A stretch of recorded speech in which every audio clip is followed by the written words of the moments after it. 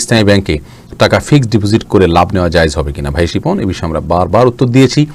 Fixed deposit করে ইসলামী ব্যাংকগুলোতে তার লভ্যাংশ খাওয়া অনুচিত হবে যদি বিকল্প কোনো পথ আপনার কাছে খোলা থাকে।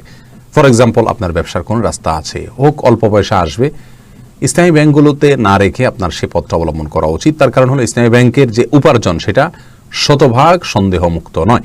নবী সাল্লাল্লাহু আলাইহি ওয়াসাল্লাম বলেছেন, আল হালালু বাইয়িন ওয়াল হারামু বাইয়িন ওয়া বাইনহুমা মুশতাবিহাত, অর্থাৎ হালাল স্পষ্ট, হারাম স্পষ্ট, আর এই দুইটার মাঝখানে কিছু আছে যেগুলা সন্দেহযুক্ত। এই সন্দেহযুক্তগুলো থেকে যে বেঁচে থাকতে পারবে সে তার তাকওয়াকে রক্ষা করতে পারলো। বিধায় ইসলামী ব্যাংকের থিওরি এবং প্র্যাকটিক্যালের ভিতরে অনেক বেশকম থাকে। যেহেতু বেশকম থাকে আর সেজন্য সন্দেহ থেকে যায়, এই জন্য আপনি এখানে ফিক্সড ডিপোজিট না করে অন্য কোনো জায়গায় হালাল খাতে লাগানোর সুযোগ থাকলে সেটা করা উচিত, আপ্রাণ চেষ্টা করা উচিত। যদি বিকল্প কোনো পথ না থাকে তাহলে আপনার জন্য এটা জায়েজ হবে ইনশাআল্লাহ হবে ইদনিল্লাহ, যেহেতু এটাকে একেবারে কাট্টা এবং পরিষ্কার হারাম আমরা বলতে পারছি না। অতএব আপনার জন্য জায়েজ হবে যদি নিরুপায় থাকেন আপনি।